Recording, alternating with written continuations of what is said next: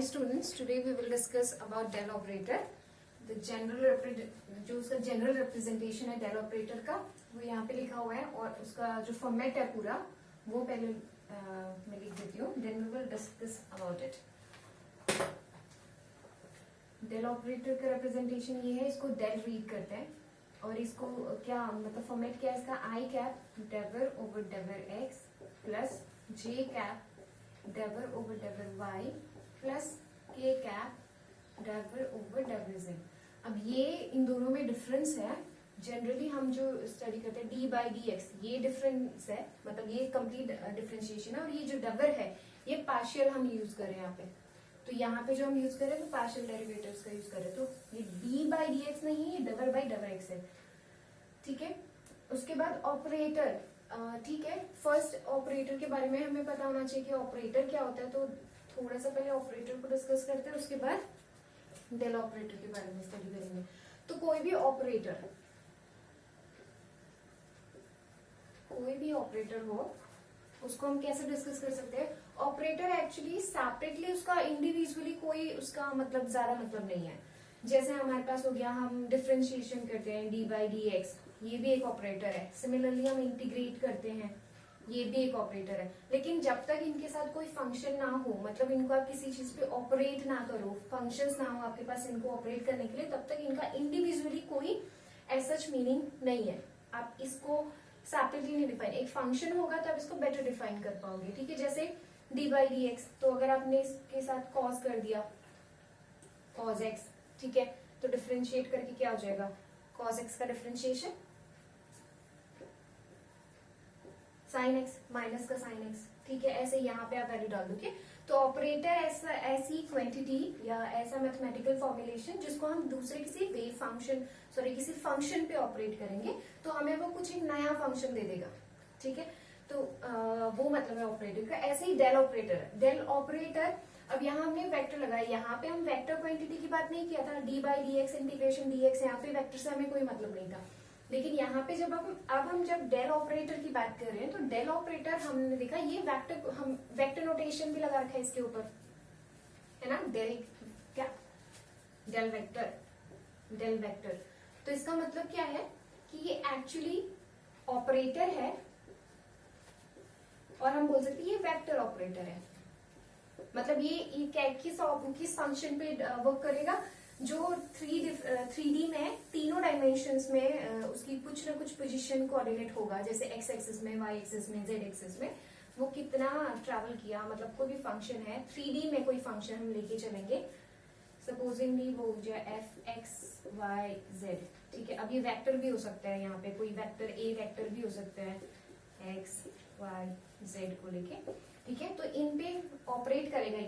तो सिमिलरली जैसे हमने पहले बोला था कि डी बाई डी एक्स और हमारा जो इंटीग्रेशन हम लेके चल रहे थे, इंटीग्रेशन डी एक्स, इसका एक्चुअल मतलब कब आता है, आप कब इसको डिफाइन कर पाओगे, जब इसके साथ कोई फंक्शन एसोसिएट होगा. सिमिलरली डेल ऑपरेटर क्या है, एक वेक्टर ऑपरेटर है. ये वेक्टर नहीं है क्योंकि ये इसका इंडिविजुअल कोई मीनिंग नहीं है एज सच, इसको इंडिविजुअल कोई मीनिंग नहीं है. बट इसके साथ जब आप एक स्केलर फंक्शन को इंट्रोड्यूस करोगे या एक वेक्टर फंक्शन पे इसको ऑपरेट करोगे तो इसका कुछ मीनिंग निकल के आएगा. वो भी हम स्टडी करेंगे, डाइवर्जेंस, ग्रेडियंट और कर्ल, वो हम स्टडी करेंगे. ठीक है, तो हमें सिंपल इतना याद करना है आपको कि जो डेल ऑपरेटर है उसका रिप्रेजेंटेशन आपको याद करना है. सेकेंड थिंग आपको पता होना चाहिए कि डेल एक वेक्टर ऑपरेटर है, ये एक वेक्टर ऑपरेटर है. और जिसका मीनिंग कंप्लीट फ्रूटफुल मीनिंग कब पता चलेगा, जब ये किसी फंक्शन पे ऑपरेट होगा, और वो किस तरह से ऑपरेट होगा वो आगे देखेंगे. लेकिन इतना ध्यान रखना है कि ये डेल ऑपरेटर है. ठीक है, मतलब वेक्टर ऑपरेटर है. अब इसका बेस जब मैंने सेकंड या थर्ड लेक्चर में बताया है कि कोई भी वेक्टर क्वांटिटीज है. ठीक है, जनरल अगर हम देखें वेक्टर क्वांटिटीज के बारे में, सपोज एक वेक्टर ए है हमारे पास, उसके मल्टीप्लिकेशन के कितने तरीके होते हैं. नंबर 1, जनरली 3 तरीके होते हैं. एक तो हम किसी स्केलर से, सपोज एल्फा एक स्केलर है, एल्फा की मल्टीप्लाई कर सकते हैं ए से, तो कोई फर्क नहीं पड़ेगा. मतलब एक ही तरीका है कि किसी भी स्केलर को हम नंबर से मल्टीप्लाई कर सकते हैं, तो उसमें कोई फर्क नहीं पड़ेगा, बस मैग्नीट्यूड में इंक्रीमेंट या डिक्रीज होगा. ठीक है, एल्फा की. सेकेंड तरीका जो होता है वेक्टर का मल्टीप्लिकेशन का, सेकेंड होता है डॉट प्रोडक्ट. तो सपोज हमने देखा कि ए वेक्टर के साथ हम किसी दूसरे वेक्टर का डॉट प्रोडक्ट कर सकते हैं, और जो कितना आता है हमें पता है, magnitude of A, magnitude of B and cos theta. तो एक दूसरा तरीका हो गया, एंड दिस अगेन हमें एक स्केलर क्वांटिटी ही देता है, ठीक है। थर्ड तरीका कौन सा होता है, वेक्टर्स का मल्टीप्लिकेशन का। सपोज आपके पास वेक्टर ए है, इस वेक्टर का हम दूसरे किसी वेक्टर से ही क्रॉस प्रोडक्ट करा सकते हैं। तो क्या देगा वो, magnitude of A vector, magnitude of B vector multiply by sine theta and एक डायरेक्शन, क्योंकि ये जो देता है ये हमें एक वेक्टर क्वांटिटी देता है, मतलब मैग्नीट्यूड तो होगा ही, मैग्नीट्यूड के साथ साथ हमें कोई डायरेक्शन भी देगा। और डायरेक्शन हमने ये भी डिस्कस किया था कि डायरेक्शन कैसे निकाल सकते हैं। ए और बी दो क्वांटिटीज हैं, उनको किसी तरह से आपको गिवन है, सपोज ये ए वेक्टर है और ये बी वेक्टर आपका गिवन है। ये लास्ट लेक्चर में ऑलरेडी डिस्कस भी किया है, बट थोड़ा सा रिव्यू के लिए। तो ए और बी वेक्टर इस तरह से गिवन है। अगर आप ये डायरेक्शन निकालना चाहते हो कि जो ये डायरेक्शन एन क्या पाती है वो कैसे फाइंड करोगे, तो सिंपल है, फर्स्ट वेक्टर पे आप राइट हैंड के इस तरह से फिंगर रख लो और फिर कर्ल कर लो सेकंड वेक्टर की तरफ को मिनिमम एंगल से, और जो डायरेक्शन आपका थंब दिखाएगा वो ही आपका कौन सी डायरेक्शन हो जाएगी, एन कैप वही डायरेक्शन हो जाएगी, ठीक है। तो ये सारा हमने ऑलरेडी डिस्कस किया है। अब ये मैं आपको फिर से क्यों बता रही हूँ, क्योंकि हमने ये देखना है कि हम ऑपरेटर पढ़ने वाले हैं, लेकिन ये ऑपरेटर कौन सा ऑपरेटर है, ये वेक्टर ऑपरेटर है, ठीक है। तो अगेन अगर ये वेक्टर ऑपरेटर है तो इसके साथ ये किस फॉर्मेट में ऑपरेट होगा, यही तीन तरीके हो सकते हैं, ठीक है। कि एक बार ये किसी स्केलर से मल्टीप्लाई कर सकता है, एक बार ये डॉट प्रोडक्ट बना सकता है दूसरे वेक्टर के साथ, और एक बार ये क्रॉस प्रोडक्ट बना सकता है। तो इसके बेसिस पे हमारे पास 3 डिफरेंट क्वांटिटीज हैं फिजिक्स में। तो सिमिलरली इसका इससे रिजेंबल करने वाला क्या हो गया यहाँ पे, फर्स्ट अगर हम डेल ऑपरेटर को लेके चले, डेल ऑपरेटर, ठीक है ना। अब हम डेल ऑपरेटर को इससे कंपेयर करके देख रहे हैं कि किस तरह से ऑपरेट कर सकता है। तो हमारे पास डेल ऑपरेटर है। फर्स्ट तरीका क्या था कि कोई भी एक वेक्टर है उसकी मल्टीप्लाई स्केलर से हो सकती है। तो सिमिलरली डेल ऑपरेटर जो है किसी स्केलर क्वांटिटी पे वर्क कर रहा है। सपोज ये आपका स्केलर क्वांटिटी ले लेते हैं v और 5, ठीक है, ये आपकी स्केलर क्वांटिटी है। तो डेल 5, ठीक है, इसका एक नया नाम है, उसे हम बोलेंगे ग्रेडियंट। ये अभी डिटेल में स्टडी करेंगे। सेकेंड का अगर हम देखें एनालॉजी तो क्या हो जाएगा, डेल ऑपरेटर जो है मतलब फर्स्ट जो ऑपरेटर वेक्टर है वो दूसरे वेक्टर के साथ डॉट प्रोडक्ट में है, तो ये भी वेक्टर क्वांटिटी है। तो सिमिलरली आप क्या कर सकते हो कि डेल ऑपरेटर को दूसरे एक वेक्टर के साथ ऑपरेट कर सकते हो डॉट प्रोडक्ट के साथ। तो जब ये क्वांटिटी आएगी, ये जो नई क्वांटिटी आएगी, इसको आप बोलोगे ग्रेडियंट डाइवर्जेंस, इसको आप बोलोगे डाइवर्जेंस। ऐसे ही थर्ड का कंपेयर करोगे तो क्या मिलेगा हमें, सिमिलरली हमारे पास ये वेक्टर ऑपरेटर है, इसका क्रॉस प्रोडक्ट हो सकता है किसी एक वेक्टर क्वांटिटी के साथ, और ये जो वैल्यू है इसको हम बोलते हैं कर्ल, ठीक है। अब ये तीनों को अच्छे से मेमोराइज कर लेना, मतलब ये सिंपल तरीका भी है कि पहले डेल ऑपरेटर आपको पता होना चाहिए। डेल ऑपरेटर का डेफिनेशन इस तरह से कि 3D ये ऑपरेटर 3D ऑपरेटर आप बोल सकते हो, क्योंकि ये तीनों एक्स एक्सिस में, वाई एक्सिस में और जेड एक्सिस, तीनों एक्सिस में या तीनों पे ऑपरेट होगा। तो आई एक्सिस, क्योंकि ये वेक्टर ऑपरेटर है तो ऑब्वियसली यूनिट वेक्टर्स तो होंगे ही रिस्पेक्टिव, उसके साथ डेवर बाई डेवर एक्स, मतलब ये डिफरेंशिएशन वेक्टर ही है एक तरह से। तो ये तो फॉर्मेट हो गया उसका। सेकेंड, हमें पता है फर्स्ट बेसिक जो मल्टीप्लिकेशन है वेक्टर का वो हमें पता होना चाहिए कि एक वेक्टर के साथ स्केलर क्वांटिटी की मल्टीप्लाई हो सकती है डायरेक्टली, कोई फर्क नहीं पड़ेगा, स्केलिंग का काम कर देगा वो, क्योंकि डायरेक्शन पे तो कोई फर्क नहीं पड़ेगा। यहाँ पे सेकंड तरीका क्या होता है कि ए डॉट बी, मतलब दो वेक्टर का डॉट प्रोडक्ट हम कर सकते हैं इस तरह से। सिमिलरली हम दो वेक्टर का क्रॉस प्रोडक्ट, तो ये तीन ही तरीके हैं जिससे हम वेक्टर्स को मल्टीप्लाई कर सकते हैं। तो सिमिलरली ये भी एक ऑपरेटर है पर ये वेक्टर ऑपरेटर है, तो ये भी इसी तरह से काम करेगा। तो हमने क्या किया, डेल के साथ एक 5 मतलब एक स्केलर क्वांटिटी की मल्टीप्लाई कर दी। सेकंड में हमने बोला ग्रेडियंट, ठीक है, ग्रेडियंट ऑफ 5 ये होगा, ठीक है।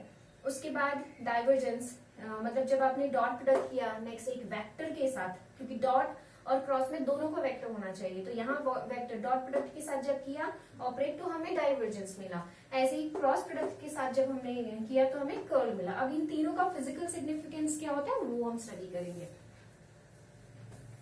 तो फर्स्ट जो हमारा हो जाएगा वो होगा ग्रेडियंट। फर्स्ट तो कि ग्रेडियंट अब फाइंड कैसे करते हैं, सेकेंड हम ये स्टडी करेंगे कि ग्रेडियंट का एक्चुअली सिग्निफिकेंस क्या है। अगर आपको किसी फंक्शन वेक्टर का या फंक्शन का आप ग्रेडियंट फाइंड करते हो तो आपको क्या मिलता है, मतलब क्या मतलब है उसका, क्यों हम निकालते हैं, क्या इन्फॉर्मेशन हम उससे फाइंड कर सकते हैं। तो सेकंड ये है, ठीक है। तो अब हमारा फर्स्ट जो हम डिस्कस करेंगे वो हो जाएगा फर्स्ट वाला, दैट इज ग्रेडियंट। याद रखना ग्रेडियंट क्या होता है, एक स्केलर की मल्टीप्लिकेशन की तरह काम करेगा। इसका मतलब तो ग्रेडियंट अगर हम फाइंड करते हैं तो क्या होता है, डेल ऑपरेटर हमारा होता है आई cap del over del X plus J cap del over del Y plus K cap del over del Z, ठीक है। दूसरी हमने कोई क्वांटिटी ले ली है फाइव, मतलब ये एक स्केलर क्वांटिटी है, मतलब एक्स वाई जेड पे डिपेंड करती है और इसको कोई मतलब नहीं है कोऑर्डिनेट मतलब डायरेक्शन से, तो इसको ऐसे ले लेते हैं, जरूरत नहीं है, ठीक है। अभी इतना ही करते हैं इसको।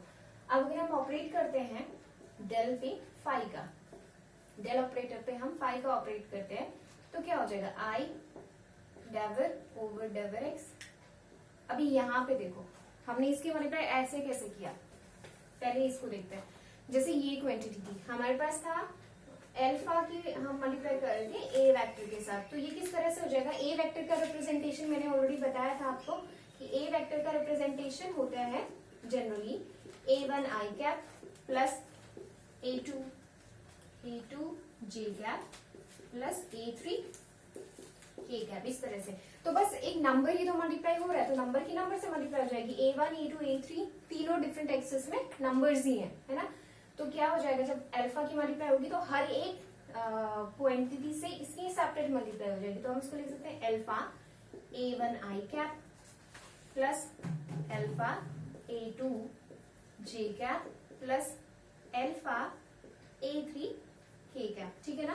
तो ये सिंपल मल्टीप्लिकेशन है। इसी बेस पे हम यहाँ डेल, जब हम ग्रेडियंट फाइंड करते हैं और ये स्केलर क्वांटिटी है तो हम कैसे फाइंड करते हैं इसको, सब ऐसे ही रहेगा, बस ये जो फाई है ये फाई यहाँ पे भी ऑपरेट हो जाएगा, यहाँ पे भी आ जाएगा और यहाँ पे भी आ जाएगा, ठीक है। तो हो जाएगा I cap del over del X five plus J cap del over del Y five plus K cap del over del Z five, ठीक है। तो ये सिंपल तरीका हो गया किस चीज का, ग्रेडियंट को लिखने का। ग्रेडियंट में मतलब स्केलर क्वांटिटी को पे आप ऑपरेट करोगे वेक्टर को, डेल ऑपरेटर को, और सिंपल आपका जो फंक्शन है उसकी आपकी ईच टर्म से, जो डेल ऑपरेटर के तीन डिफरेंट टर्म्स हैं उन तीनों से सेपरेटली आपका फाइव का मल्टीप्लाई कर दोगे और उसको डिफरेंशिएट कर लोगे, सिंपल, ठीक है। तो ये तो हो गया तरीका कैसे आप ग्रेडियंट फाइंड करोगे। अब यहां से हमने देखा कि ये हमारी थी वेक्टर क्वांटिटी, ये था वेक्टर और ये था स्केलर, और जो हमें ये मिल रहा है फाइनली वो क्या मिल रहा है, वो भी हमें वेक्टर। डेल ऑपरेटर पे जब हम डेल ऑपरेटर को ऑपरेट करते हैं किसी स्केलर क्वांटिटी से तो हमें क्या मिलता है, एक वेक्टर क्वांटिटी मिलती है।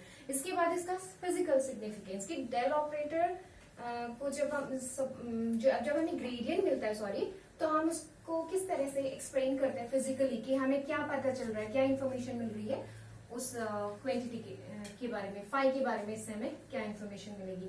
तो उसका अब फिजिकल सिग्निफिकेंस पढ़ेंगे। फिजिकल सिग्निफिकेंस या आप बोल सकते हैं इसको ज्योमेट्रिकल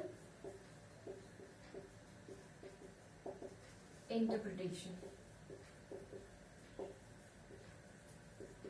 तो इसका ज्योमेट्रिकल इंटरप्रिटेशन क्या होगा, जो ये क्वांटिटी है। तो इसके लिए बेसिक हमें ये प्रॉपर्टी पता होगी। सपोज हमने लिखा फाइव, ठीक है, तो डी फाइव लिखा। डी फाइव को हम कैसे लिख सकते हैं, डी फाइव को लिखने का तरीका ये होता है ना, पार्शियल डेरिवेटिव्स की जब हम स्टडी करते हैं पार्शियल, तो उसमें हम पार्शियल फ्रैक्शन, तो हम कैसे स्टडी करते हैं, डी फाइव को लिखने का तरीका होता है del phi by del x d x plus del phi by del y d y plus del phi by del z d z. ये एक तरीका होता है हमारे पास इस तरह से फाइंड करने का, ठीक है ना। तो आई होप ये पता होगा आप लोगों को। उसके बाद इसको हम कैसे स्प्लिट कर सकते हैं, देखो ये थोड़ा सा मैथमेटिकल कैलकुलेशन करना पड़ेगा, मैंने इधर उधर। उसके बाद क्या करेंगे, इसका मतलब निकालेंगे कि हमें क्या पता चलता है। ये क्या बता रहा है कि डी फाई हमें क्या बताता है। जनरली डी फाई की ये टर्म ले लें तो डिफरेंशिएशन हमारा हमें क्या बताता है, ये क्वांटिटी हमें ये बता रही है कि फाई जो है वो एक्स पे डिपेंड करती है। ठीक है, फाई एक क्वांटिटी है जो एक्स पे डिपेंड करती है। तो ये जो है पूरा वैल्यू ये हमें क्या बता रहा है कि अगर आप एक्स में थोड़ा सा चेंज करते हो डी एक्स का, तो फाई में भी चेंज होगा डी फाई का सपोजिंगली। तो हम क्या लिखते हैं उसको, D phi directly proportional to D X, मतलब डी एक्स में बदला इसलिए डी फाई में भी चेंज आया।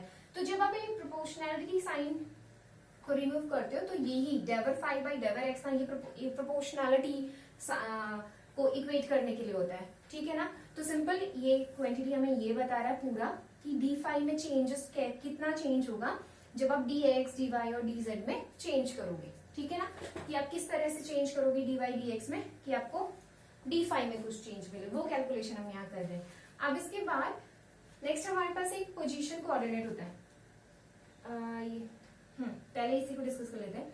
अब हमने एक क्या पढ़ा, डॉट प्रोडक्ट पढ़ा था। डॉट प्रोडक्ट में क्या होता है, सपोज हमारे पास ये है ए वेक्टर डॉट बी वेक्टर, जब हम लिखते हैं तो होता था ए x B x plus a Y B Y plus a Z B Z.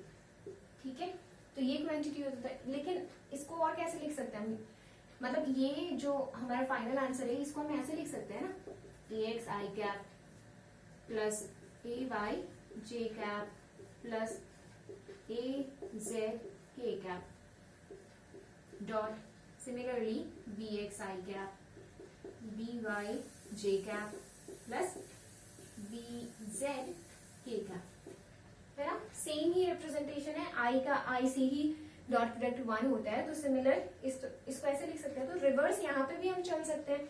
यहाँ पे हमने देखा del phi by del x, देखो del phi by del x, del by del y, del by del z, तो ये quantities भी हैं। ऐसे ही सिमिलर एक सिमेट्री मिल रही है D X D Y D Z. ठीक है, तो हम क्या कर सकते हैं, इसको हम ऐसे लिख सकते हैं del phi by del x i cap plus del phi by del y j cap plus del phi by del z k cap, लिख सकते हैं ना। देन इसका डॉट प्रोडक्ट किसके साथ होना चाहिए, D x i cap plus D Y j cap plus D Z k cap. तो हम इसको लिख, सेकेंड क्वांटिटी को हम लिख सकते हैं, ये डॉट प्रोडक्ट है D x i cap plus D Y j cap plus D Z k cap. ठीक हो गया। अब और एक चीज आपने पढ़ा होगा, पोजीशन वेक्टर जिसे बोलते हैं। एक स्टैंडर्ड वेक्टर होता है ओरिजिन से किसी भी पॉइंट ऑब्जेक्ट को या वेक्टर को डिनोट करने का। तो ये सपोज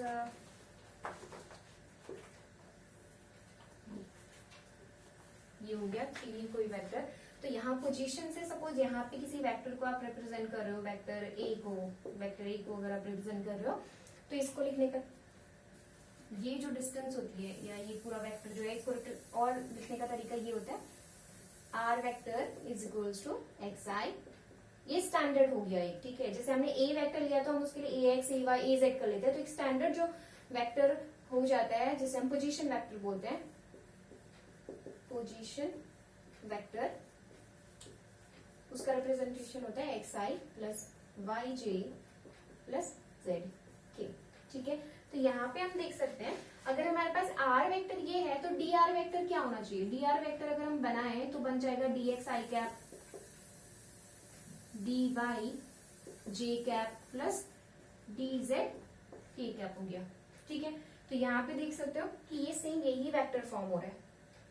तो शॉर्ट फॉर्म में अगर हम लिखें ये क्या बन रहा है, ये हमारा ये क्वांटिटी है del phi by del x i cap, है ना, तीनों क्वांटिटी सेम है। तो इसको हम क्या लिख सकते हैं, इसको हम लिख सकते हैं डेल फाई, मतलब ग्रेडियंट ऑफ फाई लिख सकते हैं हम इसको। और डॉट प्रोडक्ट उसके साथ हम दूसरी क्वांटिटी हमें क्या मिल रही है, डी आर, मतलब differentiation small change in position vector हमें दूसरी क्वांटिटी मिल रही है। तो हमारे पास आया डी फाई को लिखने का तरीका कि डी फाई में किस तरह से चेंज आएगा, वो हम ऐसे लिख सकते हैं। ठीक है ना। अब डी फाई में चेंजेस के लिए ये दोनों चीजें, ग्रेडियंट भी आ रहा है, मतलब कहीं ना कहीं ग्रेडियंट का कोई मीनिंग अपन यहाँ से फाइंड करेंगे कि ग्रेडियंट का मतलब क्या है और कहाँ पे इसका मतलब क्या हम इसे इंफॉर्मेशन बता सकते हैं। तब आगे देखना कि जो d5 है यहाँ पे अगेन डॉट प्रोडक्ट का ही काम कर रहा है, डॉट प्रोडक्ट वो कर रहा है, तो दूसरा हम इसका अगर डॉट प्रोडक्ट नॉर्मल जो फॉर्मूला होता है उसके बेस पे ओपन करें तो क्या हो जाएगा, चलिए इसको कंप्लीट कर लेते हैं। dx dy j कैप था यहाँ पे और ये था dz k कैप, ठीक है ना। अब इसको कंटिन्यू करते हैं। इसको कंटिन्यू करने के लिए हमारे पास आया d फाई मतलब change in phi equals to gradient of phi, gradient of phi ये वेक्टर क्वांटिटी है, डॉट dr मतलब कुछ चेंज इन पोजीशन वेक्टर। मतलब क्या हो रहा है अब कि किसी भी सरफेस पे रह के हम क्या करेंगे कि सपोज ये है, ये नॉर्मल एक डायग्राम में बना रही हूँ, तो इस तरह से सपोज आपका ये है, वेव चेंज हो रही है, ठीक है। ये एक्स एक्सिस में, अभी जनरल एक्स एक्सिस का बता रही हूँ, एक्स एक्सिस, और ये कोई फंक्शन है एफ एक्स, ठीक है। तो किसी भी पॉइंट पे अगर आप बताते हो D F by D x, ये क्या बताता है कि किसी भी पॉइंट पे एक्स में चेंज की वजह से एफ एक्स में कितना चेंज हो रहा है ना। तो यहाँ पे जो डी फाई है वो क्या रिप्रेजेंट कर रहा है कि ग्रेडियंट तो हमने निकाल दिया, ठीक है। ग्रेडियंट के टर्म्स में हम ये बताएंगे कि इसमें कैसे चेंज हो रहा है। मतलब अब डॉट प्रोडक्ट को अगर ओपन कर दोगे तो क्या बनेगा, मैग्नीट्यूड ऑफ फाई, ग्रेडियंट का मैग्नीट्यूड, पोजीशन वेक्टर जो है उसका मैग्नीट्यूड, और इसके साथ एक टर्म और आ जाती है वो होती है कॉस थीटा, ये स्केलर क्वांटिटी ऑब्वियसली, ठीक है। तो इसमें क्या हो रहा है, अब एक बार बताओ, अगर हम इस क्वांटिटी को कुछ मतलब आप किसी सरफेस पे हो, किसी भी सरफेस पे हो और उस सरफेस से राइट जाना है लेफ्ट जाना है ये आपने डिसाइड कर लिया, और कितना चलना है, मतलब 2 मीटर मूव करना, मतलब किसी एक पॉइंट से d5, फाई आपका सपोज यहाँ पे है, ठीक है, ये आपका फाई है और इतना आपका d5 है, d5 है, ठीक है। तो आप किधर जा रहे हो, आप किसी भी डायरेक्शन में जा सकते हो ना, इधर जा सकते हो, इधर जा सकते हो, 3D डायग्राम है, इधर जा सकते हो, इधर जा सकते हो, और वो क्वांटिटी हमने फिक्स कर दी कि सपोज आपको 5 मीटर किसी भी डायरेक्शन में जाना है, तो आप किस डायरेक्शन में जाओगे कि आपको ये मैक्सिमम वैल्यू मिलेगी। फिर से ये आपका फाई वेक्टर है, d5 का मतलब आप उसमें चेंज कर रहे हो, चेंज कर रहे हो मतलब आप उसमें ये एक सर्कल समझ लो, एक सर्कल, मतलब ये आपका फाई वेक्टर है, मान लिया 3D में है तो आप कहीं भी मूव कर सकते हो। तो सपोज हमने जो d5 है ना उसको भी कांस्टेंट कर लिया है कि मतलब ये जो मैग्नीट्यूड ऑफ d5 है वो बराबर एक रेडियस तरह का मान लिया कि एक सर्कल बना लिया कि आप बस 5 मीटर चलोगे, आप 5 मीटर का चेंज कर रहे हो, लेकिन आप किस डायरेक्शन में करोगे, आपकी किस डायरेक्शन में करोगे कि आपका ये क्वांटिटी जो है वो मैक्सिमम चेंज इन d5 जो है वो मैक्सिमम आए। वो कैसे फाइंड करोगे आप, cos थीटा है, cos थीटा की मैक्सिमम वैल्यू क्या होती है, cos थीटा की मैक्सिमम वैल्यू हमें कब मिलती है, cos 0 पे, cos 0 will give you 1, तो cos 0 हमने मान लिया। इसका मतलब क्या है कि अगर ये जो दो क्वांटिटीज है ना d5 डेल्टा फाई, मतलब ग्रेडियंट आपने निकाल दिया, ये ग्रेडियंट की डायरेक्शन है, सपोज ये वाली सपोजिंग ली आपकी ग्रेडियंट की डायरेक्शन है डेल फाई की,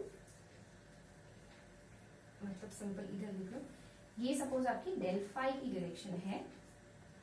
मैक्सिमम वैल्यू, मैक्सिमम चेंज होने के लिए क्या होता है, एंगल कितना होना चाहिए, 0 होना चाहिए एंगल, और ये एंगल किसके बीच में होता है, डी, ये दोनों क्वांटिटीज के बीच में होता है, मतलब डेल फाई और डी आर। इसका मतलब क्या है कि अगर आप चाहते हो कि मैक्सिमम चेंज हो फाई में, इस क्वांटिटी में मैक्सिमम चेंज हो, तो आप क्या करोगे कि डेल फाई की जो भी डायरेक्शन है उसी डायरेक्शन में आप मूव करना स्टार्ट करोगे। मतलब अगर ये डेल फाई की डायरेक्शन है तो जो 5 मीटर की मैं बात कर रही थी वह 5 मीटर इसी डायरेक्शन में मूव करोगे, इसी डायरेक्शन में मूव करोगे। कहने का मतलब है कि जो ये आपका आर वेक्टर है, चेंज इन पोजीशन कोऑर्डिनेट, वो आपकी सेम डायरेक्शन होनी चाहिए। तो इन दोनों के बीच का एंगल कितना होना चाहिए, 0 होना चाहिए, ठीक है ना। तो ये हो गया हमारे पास डेल फाई और ये आपका डी आर, और इस केस में आपने क्या किया, इसको आपने फिक्स कर दिया, ठीक है। तो सिंपल आप क्या बोल सकते हो कि किसी भी क्वांटिटी में मैक्सिमम चेंज होने के लिए हमें क्या पता होना चाहिए, हमें ये पता होना चाहिए कि उसका पहले तो हम ग्रेडियंट फाइंड कर लेंगे। किसी भी क्वांटिटी में मैक्सिमम चेंज के लिए हम किस डायरेक्शन में मूव करेंगे, हम ग्रेडियंट फाइंड करेंगे, और ग्रेडियंट जो है हमारा उसकी जो डायरेक्शन है उसी डायरेक्शन में अगर हम मूव करेंगे तो क्या मिल जाएगा हमें, इसमें मैक्सिमम मैक्सिमम चेंज मिल जाएगा। इसका मतलब जो ये ग्रेडियंट है ये क्या बताता है, इसकी डायरेक्शन क्या बताती है, maximum change in D phi की डायरेक्शन है। ठीक है, तो इसका जो स्टेटमेंट है वो हम लिख लेंगे कि जो ग्रेडियंट है, जो ये ग्रेडियंट है, यहां से समझ आ गया होगा, फिर से एक बार बताती हूँ कि डी फाई को हमने लिखा, यहां से हमारे पास ये पूरा प्रोसेस से आया gradient dot change in position vector. ठीक है, चेंज इन पोजीशन वेक्टर। अब जब हमने इसको डॉट प्रोडक्ट के नॉर्मल फॉर्मूले से ओपन किया तो हमारे पास दोनों का मैग्नीट्यूड आ गया और कॉस थीटा आ गया। इस क्वांटिटी की मैक्सिमम वैल्यू कब होगी, जब ये दोनों जो क्वांटिटीज हैं डी फाई, मतलब जब जो डायरेक्शन आपकी ग्रेडियंट फाई की है वही डायरेक्शन अगर आपके चेंज की होगी, मतलब जिसमें आप चेंज करने के लिए भी वही डायरेक्शन चूज करोगे ग्रेडियंट की, तो आपको मैक्सिमम एंगल कितना मिलेगा, एंगल मिलेगा 0। 0 मतलब मैक्सिमम चेंज। ठीक है, मैक्सिमम चेंज। अब इसमें भी अगर आप क्वांटिटी को क्या कर दोगे, फिक्स कर दोगे dr को, तो आपको अगर ये बताना है कि मैक्सिमम चेंज कैसे करोगे, तो डेल फाई ग्रेडियंट का वैल्यू डायरेक्शन पता होना चाहिए, वही आपको क्या दे देगा, मैक्सिमम चेंज की डायरेक्शन। मतलब किसी भी स्केलर क्वांटिटी का ग्रेडियंट जो है वो डायरेक्शन बताता है जहां पे उसमें मैक्सिमम चेंज हो सकता है। ठीक है, तो उसका ये स्टेटमेंट हम लिख लेंगे कि ग्रेडियंट का स्टेटमेंट यहां से क्या आया, ग्रेडियंट के लिए हम लिखेंगे first point, the gradient delta phi points in the direction of maximum increase of function phi। ठीक है, ये फर्स्ट स्टेटमेंट अच्छे से लिख लेना। फर्स्ट स्टेटमेंट इसका हो गया फर्स्ट। और सेकेंड जो हम इसका कंक्लूजन निकाल सकते हैं ग्रेडियंट के बारे में, and magnitude of gradient phi gives the slope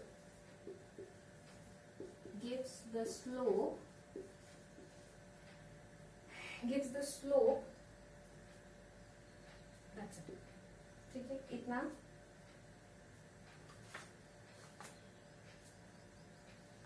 ये जो हो गया, ये सिंपल हमने डिस्कस किया किसके बारे में, ग्रेडियंट के बारे में। तो ग्रेडियंट सिंपल ऑपरेटर को जब हम फंक्शन स्केलर फंक्शन पे ऑपरेट करेंगे तो हमें ग्रेडियंट मिलेगा। उसके बाद ग्रेडियंट को फाइंड करने का तरीका डिस्कस कर लिया हमने।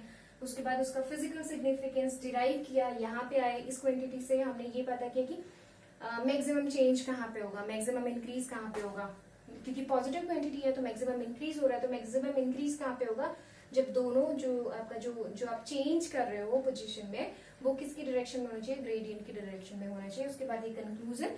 नाउ नेक्स्ट जो हमारा था, एक तो हमने स्केलर क्वांटिटी के साथ डेल ऑपरेटर को ऑपरेट किया। सेकेंड हमारे पास है कि हम अब वेक्टर के साथ, किसी वेक्टर के साथ दो तरह से हम उसको ऑपरेट कर सकते हैं। नंबर 1 है हमारे पास जिससे हमें, अब सेकेंड जो है वो हो जाएगा डाइवर्जेंस।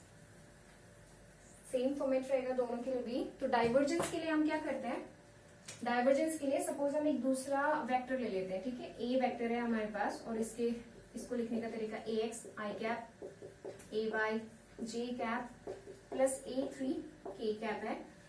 अगर हम डाइवर्जेंस निकालते हैं तो डॉट प्रोडक्ट से निकालते हैं, इसी को हम बोलते हैं डाइवर्जेंस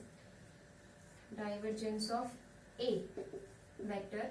तो उसका तरीका क्या हो जाएगा, इसका जनरल तरीका हो जाएगा, सिमिलरली डॉट में क्या होता है, आई के कंपोनेंट से मल्टीप्लाई जे की जे से और के से। तो हमारे पास जो सिंपल फॉर्मेट आ जाएगा वो आ जाएगा double by double X A X, मतलब उसका X component, double by double Y A Y plus double by double Z A Z.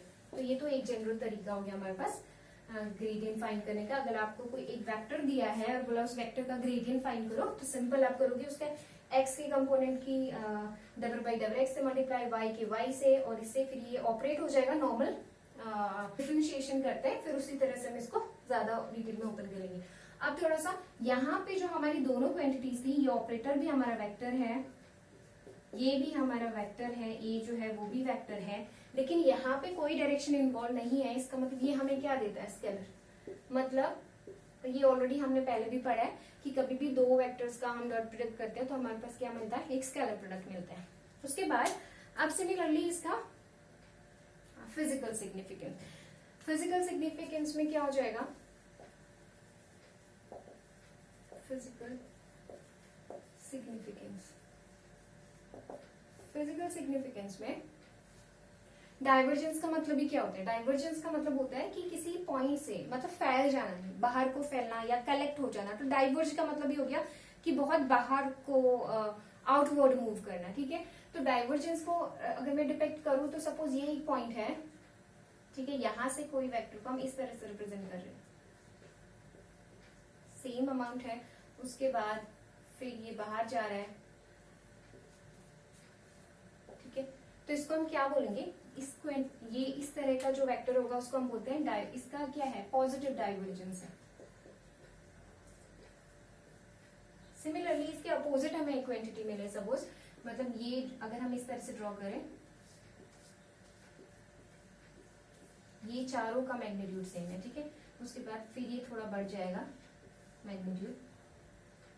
मतलब कहने का मतलब क्या है कि कोई चीज बाहर से आके इस पॉइंट पे कलेक्ट हो रही है, तो ये डाइवर्ज का मतलब बाहर जाना है ना, फैल जाना। तो यहाँ तो इस पॉइंट से बाहर की तरफ को जा रही है, तो पॉजिटिव डाइवर्जेंस। और उस पॉइंट पे आ रही है मतलब कन्वर्ज हो रही है, तो उसको हम अगर डाइवर्जेंस के फॉर्मेट में ही बोले तो हम क्या बोलेंगे, इसको बोलेंगे हम नेगेटिव डाइवर्जेंस। तो ये पॉइंट जो है इन द वेक्टर, ये है नेगेटिव डाइवर्जेंस, ये शो करता है नेगेटिव डाइवर्जेंस को। ऐसे ही अब हमारे पास जीरो डाइवर्जेंस भी हो सकता है, मतलब डाइवर्ज ही नहीं कर रहा है, कुछ सेम है। तो इस तरह से सपोज है हमारे पास कोई वैल्यू, कोई वेक्टर है, इस तरह से मूव कर रहा है, ठीक है, ये डायग्राम है, ये है।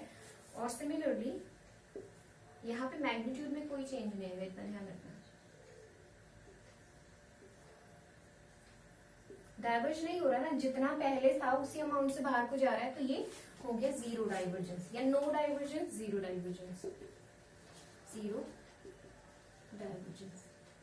तो डाइवर्जेंस का जो बेसिक मीनिंग है उसी से, इसीलिए वो मीनिंग वर्ड का जो भी मीनिंग है वो यहाँ पे वर्क करता है।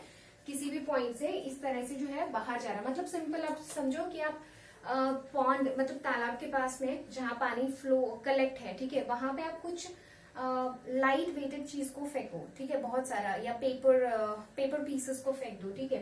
तो अगर वहां पे पानी पे वो जो पेपर पीसेस हैं वो एक पॉइंट पे मतलब आके कलेक्ट, आप थोड़ा उसको स्प्रेड करके फेंकोगे, अगर वो एक पॉइंट पे आके कलेक्ट हो जाते हैं तो आप बोलोगे कि वो पॉइंट क्या है, वो नेगेटिव डाइवर्जेंस का पॉइंट है, वो क्या है, नेगेटिव डाइवर्जेंस का पॉइंट है। और सिमिलरली आप फेंको, एक साथ फेंको, ठीक है, लेकिन वो बाहर को फैल जाए, एक दूसरे से दूर दूर चले जाए, तो आप बोलोगे वो पॉजिटिव डाइवर्जेंस का पॉइंट है।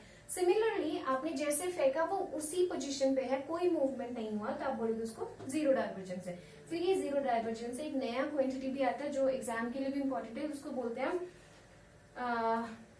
डाइवर्जेंस लेस या सोलेनॉइडल वेक्टर, ठीक है। तो उसके लिए सोलेनॉइडल वेक्टर होने के लिए क्या तरीका हो जाएगा, यहाँ से नो डाइवर्जेंस से या जीरो डाइवर्जेंस से एक इंपॉर्टेंट पॉइंट हमारे पास आता है जिसको हम बोलते हैं सोलेनॉइड। अगर बोलो ये वेक्टर जो है वो सोलेनॉइडल है, ठीक है, तो सोलेनॉइडल का मतलब होता है कि उसका जो डाइवर्जेंस निकालोगे, कोई भी वेक्टर, सपोज ये वेक्टर ही ले लेते हैं, उस वेक्टर का अगर डॉट प्रोडक्ट जीरो आ जा रहा है तो आप उसको बोलते हो सोलेनॉइड, ठीक है। तो सोलेनॉइड मतलब हो गया जीरो डाइवर्जेंस का पॉइंट। तो आपको सोलेनॉइड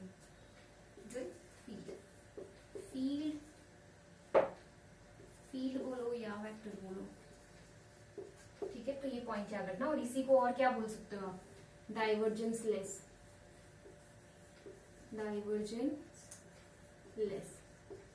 वेक्टर।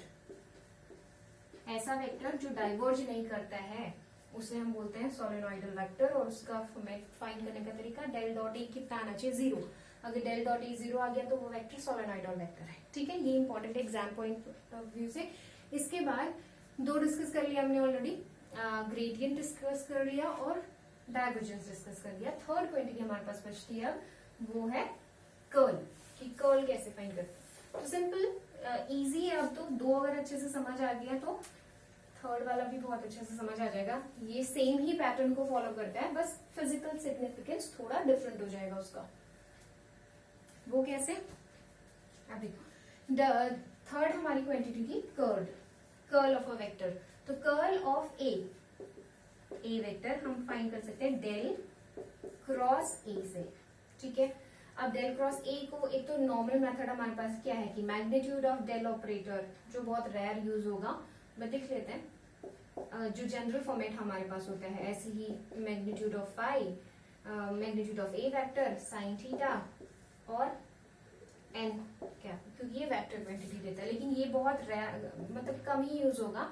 उसकी जगह पे दूसरा मेथड हम कौन सा यूज करते हैं, ये वाला जो पहले भी डिस्कस किया है, आई cap j cap k cap determinant के अंदर। फिर फर्स्ट जो है उसकी component del by del x, del by del y, del by del z. Similarly a के तीनों component a x, a y और ए जेड। तो ये तो फॉर्मेट हो गया हमारे पास कर्ल निकालने का। मतलब कोई एक वेक्टर दिया है, इस फॉर्मेट में नंबर दिए होंगे इसकी जगह पे, तो आप उसमें सिंपल, ये तो सारा का सारा सेम रहेगा, बस यहाँ पे वो नंबर्स रख लेना या जो भी फंक्शन दिया है वो फंक्शंस रख लेना और फिर नॉर्मल सॉल्व कर लेना। आई होप सॉल्व करना आता होगा, बट फिर भी मैं सॉल्व करके बता देती हूँ। अगर नहीं है तो पहले हम लेते हैं फर्स्ट कंपोनेंट को, आई को, ठीक है। तो यहाँ पे लिखिए आई कैप। उसके बाद इस वाली ये जो रो होगी और ये जो कॉलम हो गया, इसको छोड़ दो, मतलब इनको। अब यहाँ जो बचा ना, इनका क्रॉस प्रोडक्ट कर दो, इसके साथ इसकी मल्टीप्लाई, इसको इसके साथ ऑपरेट कर दो, माइनस इसको इसके साथ। तो लिखने का तरीका ऐसे होता है, डेवर बाई डेवर वाई। तो del by del y operate हो जाएगा ए जेड पे, माइनस लिखा जाता है। Then del by del z operate हो जाएगा ए वाई पे, ठीक है।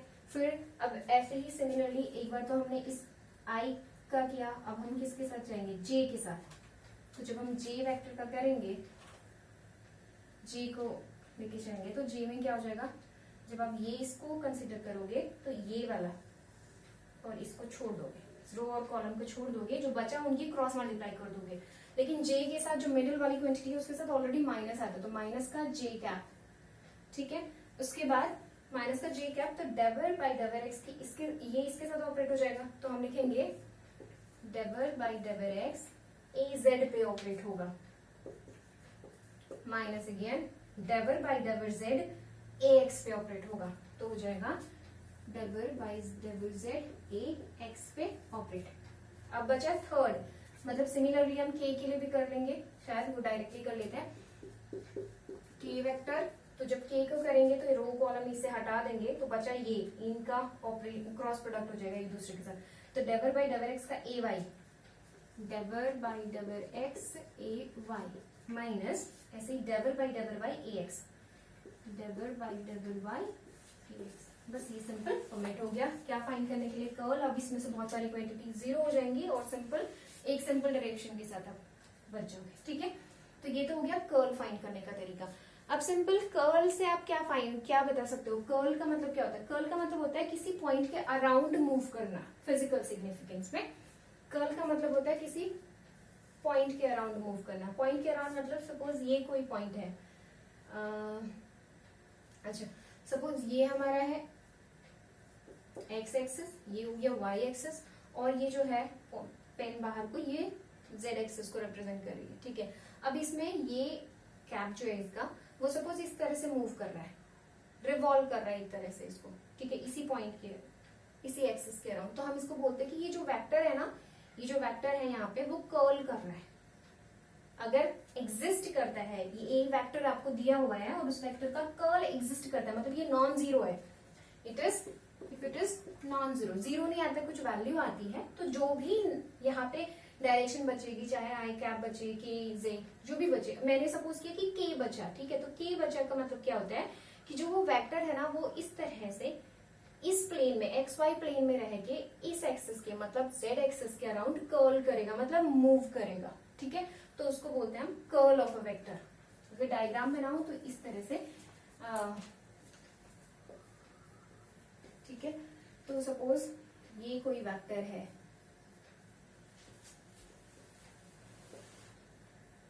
ठीक है, ये वेक्टर इस तरह से सपोज कर्ल कर रहा है, किस एक्सिस के अराउंड कर रहा है, जेड एक्सिस के अराउंड,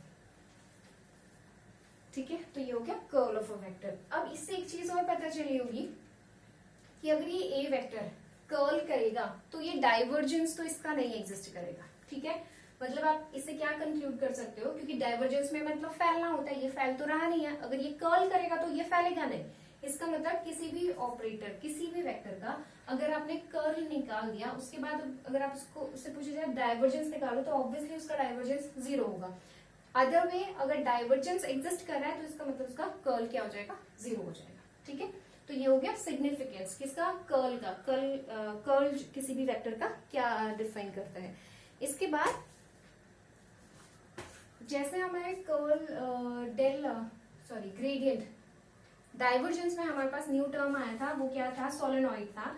ऐसे ही इसमें मतलब कर्ल में एक फैक्टर आ जाएगा, मतलब न्यू वर्ड आ जाएगा जिसको हम कर्ललेस बोलेंगे, कर्ललेस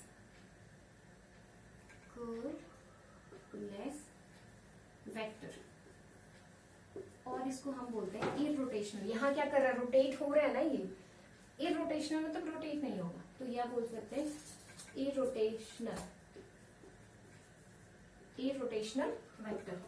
तो उसकी कंडीशन क्या हो जाएगी इररोटेशनल वेक्टर की, इररोटेशनल वेक्टर की कंडीशन होगी कि कोई भी वेक्टर है उसका क्रॉस प्रोडक्ट जब आप फाइंड करोगे वो 0 हो जाना चाहिए।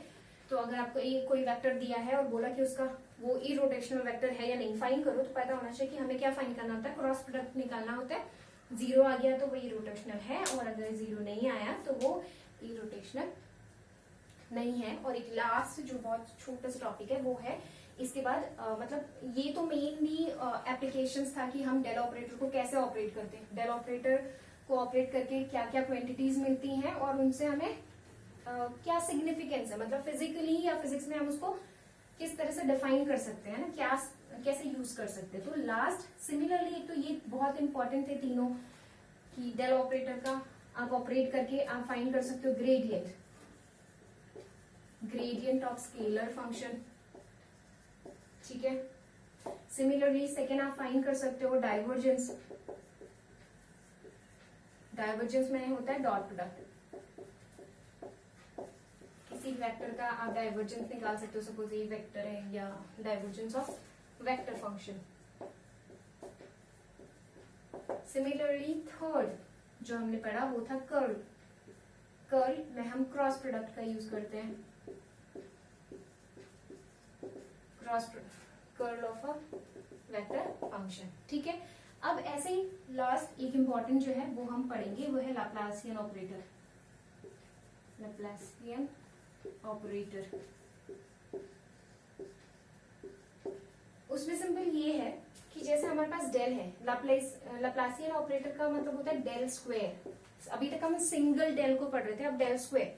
तो डेल स्क्वायर कैसे आएगा हमारे पास, सिंपल डेल स्क्वायर कैसे आएगा, डेल स्क्वायर निकालने के लिए हम लिख सकते हैं डेल डॉट डेल, डेल का डॉट प्रोडक्ट कर दो आप डेल के साथ, तो क्या मिलेगा, दोनों का मैग्नीट्यूड, तो मैग्नीट्यूड ऑफ डेल और second magnitude of del, cos 0 हो जाएगा तो वो 1 आ जाएगा, ठीक है।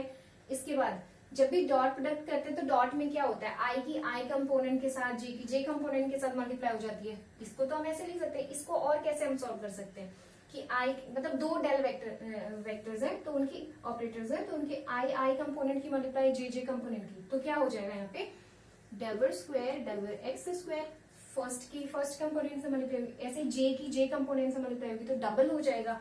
तो हमारे पास हो जाएगा double square double Y square plus double square double Z square, और इधर हमारे पास है मैग्नीट्यूड। मैग्नीट्यूड को हम सिंपल डेल से लिख सकते हैं, तो यहाँ भी दोनों मैग्नीट्यूड है, तो मैग्नीट्यूड मतलब नंबर डायरेक्टली आप स्क्वायर लिख सकते हो। तो ये हो गया, मतलब ये जो डेल ऑपरेटर है वो ऐसे आप लिखोगे, ये हो गया डेल ऑपरेटर। तो सिंपल डेल ऑपरेटर को ऑपरेट करोगे, लैप्लासियन ऑफ अ वेक्टर कैसे फाइंड करोगे, लैप्लासियन ऑफ अ वेक्टर, यहाँ पे वेक्टर क्वांटिटी आएगी, वेक्टर क्वांटिटी तो नहीं आएगी क्योंकि ये स्केलर फंक्शन है, ठीक है। तो लैप्लासियन ऑफ अ फंक्शन